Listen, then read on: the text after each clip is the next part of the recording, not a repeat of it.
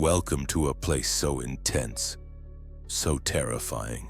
It makes Alcatraz look like summer camp. This isn't just a prison, it's a concrete war zone, a dystopian fortress built to crush the most ruthless gangsters on the planet.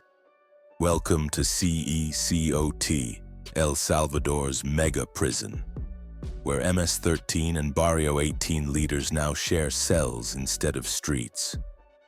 And the lights never ever go out. Buckle up. We're stepping behind those 60-foot walls into what many call the world's deadliest prison. And trust me, you'll want to stay out.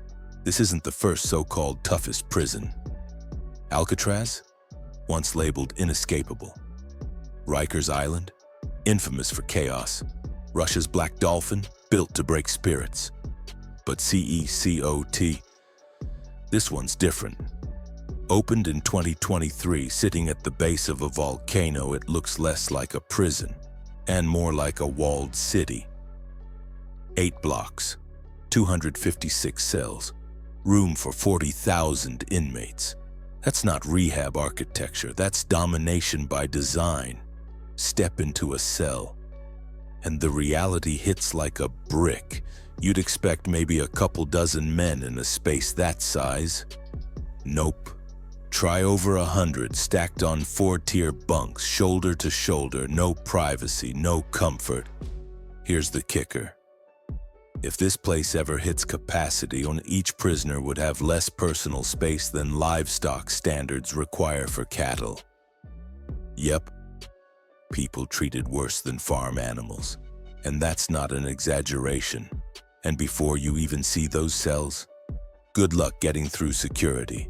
Identity checks, full body scans, x-rays, multiple locked doors where one seals before the next opens. Cameras everywhere, none even inside the cells.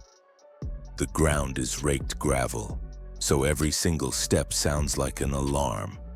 Forget the idea of a prison corridor. This feels like passing through military checkpoints while the enemy is already inside. The perimeter, even scarier.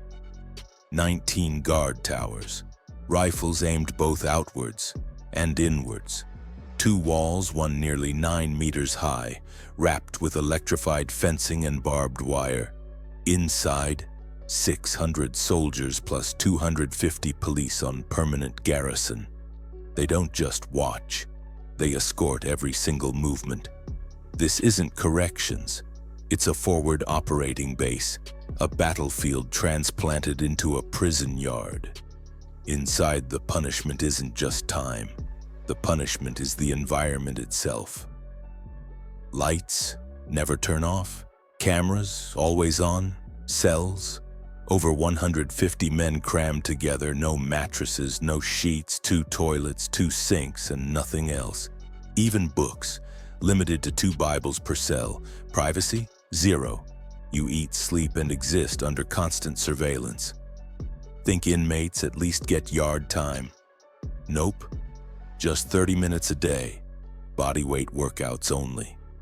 No weights, no balls, no sports courts. No phone calls, no visits, no classes. Even utensils are banned. Meals are made to be eaten by hand. 150 guys waiting for their half hour of air, while everyone else stays locked down. It's deprivation as policy, tied directly to El Salvador's war on gangs. Here's the backstory. For decades, MS-13 and Barrio 18 ran neighborhoods like armies. Extortion, drugs, turf wars. By 2015, the murder rate hit 106 per 100,000 people. That's worse than most war zones. In 2022, a weekend massacre pushed the government to act. President Nayib Bukele rolled out a state of exception. Civil liberties suspended, tens of thousands arrested. By mid-2025, more than 88,000 people detained. To his supporters, he's a hero. To critics, an authoritarian in disguise. But one fact is undeniable, it's popular. His approval ratings, over 80%. And if you step out of line inside CECOT, solitary confinement, Picture this: bare concrete, a slab, a toilet, a basin, and total blackout. No clocks, no sound, just darkness. Food slides in through a hatch. 15 days max. And here's the psychological twist. Within just a few days, the human brain starts breaking down. Hallucinations, paranoia, depression. Solitary isn't just punishment, it's reprogramming. Meanwhile, guards live the opposite life. Dorms, hot meals, lounges, even a gym. Their comfort is intentional. Discipline is easier when the staff feel human, while prisoners are stripped of it. But does it work? Statistically, yes. 2015, over 6,000 murders. 2024, just 114. That's 1.9 per 100,000.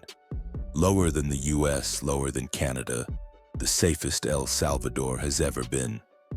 For many families, it's a miracle. For human rights groups, a horror story.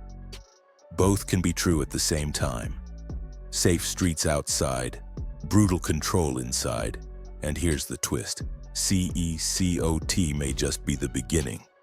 Some world leaders call Bukele's model bold, others call it dangerous.